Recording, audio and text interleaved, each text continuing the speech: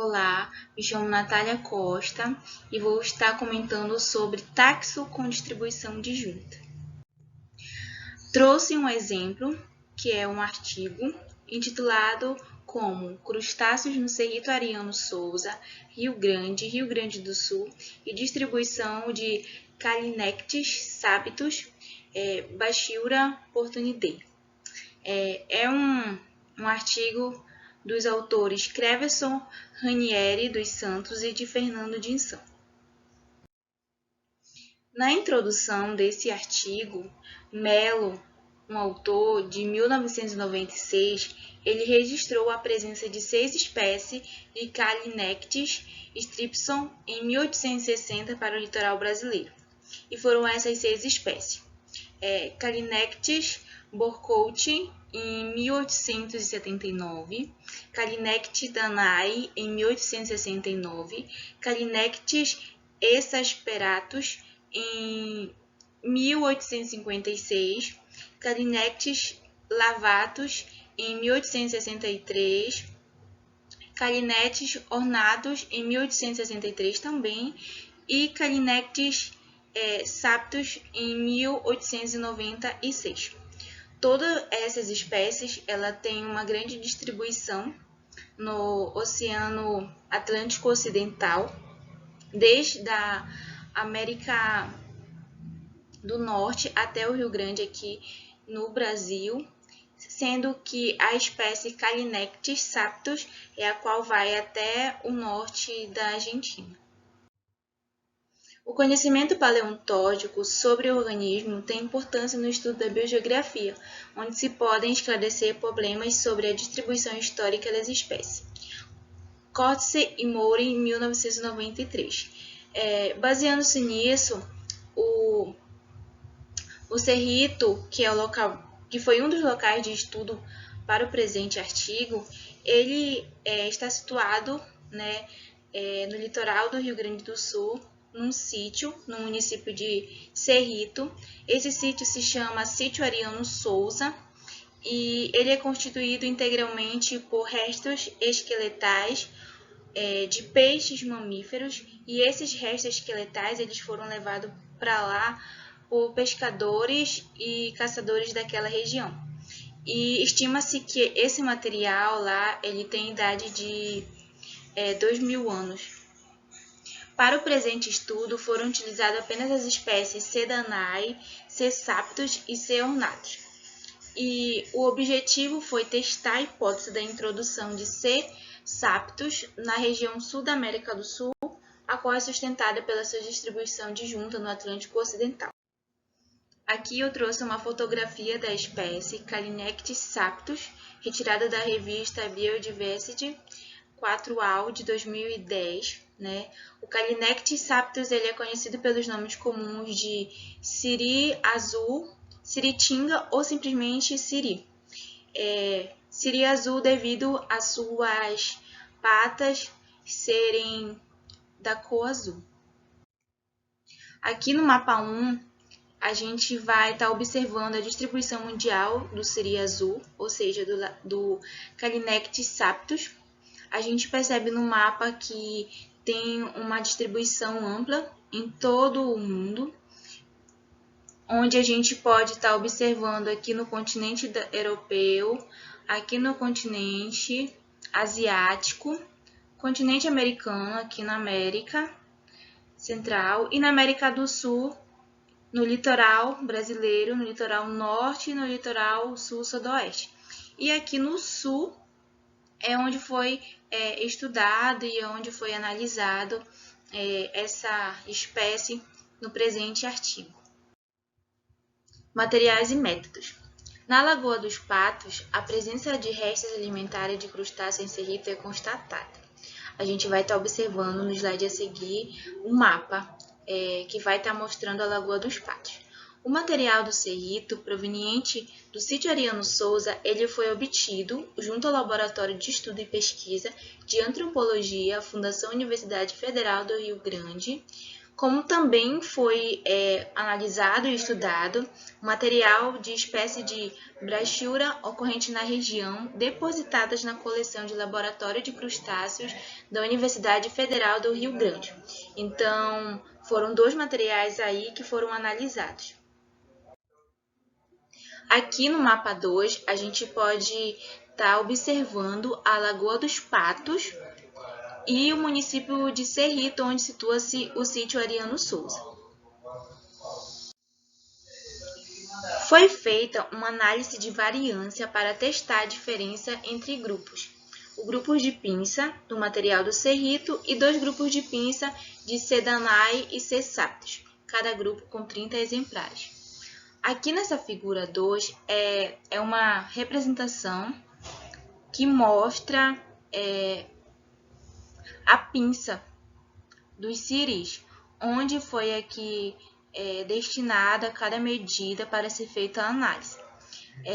A D representa a altura do dente proximal, a T vai representar a altura total do dátilo no nível do dente proximal, C1 vai representar o comprimento da base ao primeiro dente distal, C2 o comprimento da base ao primeiro grande dente distal, CT comprimento total do dátilo, LD a largura do dente proximal e LT a largura total do dátilo no nível do dente proximal. Resultados e discussões. Tanto em C. danae quanto em C. saptis, o número de dentes em triades, ou seja, é um padrão que é contado os dentes de 3 em 3, é variável, parece estar relacionado com o tamanho do indivíduo, o mesmo ocorrendo no material do Cerrito. Sutil diferença ocorre quanto à forma acuminada dos dentes, onde em C. danae há geralmente dentes mais acuminados e mais afiados que em C. saptis, e no material do Cerrito, mais evidenciado no dátilo daquele menor. A gente vai estar observando isso no próximo slide, na figura 3. Quanto ao dente proximal, sempre arredondado, a forma é constante, ocorrendo uma diferença em tamanho, sendo pouco menor em C. danae.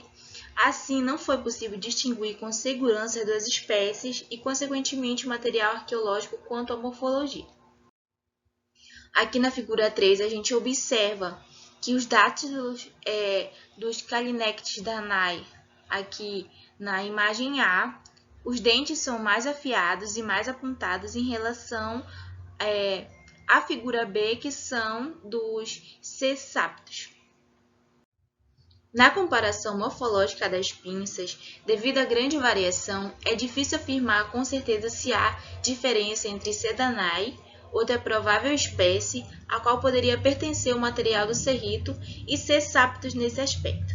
A análise estatística mostrou que o material do Cerrito pertence a C. saptis, rejeitando assim a hipótese. Que hipótese é essa? A hipótese de que C. saptis teriam vindo para cá, para a região do sul, a região da Lagoa dos Patos, por introdução do homem, através dos lastros dos navios. Porém, essa hipótese que foi colocada no início do estudo, ela foi rejeitada, depois que foi feita essa análise estatística. E aí, atribuiu que a distribuição dessa espécie para o Atlântico Ocidental, ela foi feita de forma natural. A datação do material do Cerrito é em torno de 2.000 anos. A introdução da espécie na Lagoa dos Patos não pode ser explicada por atividade humana. Várias hipóteses podem tentar explicar os padrões de distribuição. As hipóteses são: presença de isodermas de temperatura baixa acompanhada pelos organismos marinhos. O que seria essa presença de isodermas? Isodermas são linhas conectando os pontos iguais de temperatura do ar, e elas são usadas para mapear geograficamente as temperaturas sobre a superfície da Terra. Relíquitos originados da biota cosmopolita de clima relativamente quente existente no terciário inferior. Ou seja, o que são relíquitos? Relíquitos é uma espécie que ela é encontrada de forma isolada. Porém, os seus descendentes, eles têm ampla distribuição. Existente no terciário inferior. O que seria o terciário inferior? É uma unidade de tempo utilizada para demarcar um período específico de desenvolvimento na Terra. E no limite inferior, são épocas mais distantes do terciário, onde a gente vai ter o surgimento da nova fauna que se instalou no planeta Terra. Variações de temperaturas e a competição com a rica biota tropical, e a hipótese de Berg em 1933 e Ruppes em 1952, onde eles concordam com a ideia de que as populações de juntas seriam relictos, como também o fato de que muitas espécies anfitropicais tinham distribuição contínua durante o Pleistoceno. O Pleistoceno ele está compreendido entre 2,5 milhões e 11,7 milhões de anos atrás. Então foi uma época bem passada. Resumindo o artigo, os autores, no início da pesquisa, eles colocaram a hipótese de que C. saptus, ou seja, o siri azul, ele teria sido introduzido na Lagoa dos Patos por ações humanas através dos lastros dos navios. Porém, após a análise feita tanto do material do Cerrito quanto do material lá do laboratório da Universidade Federal do Rio Grande do Sul, foi constatado que, na verdade, a introdução de C. saptus foi feita de forma natural.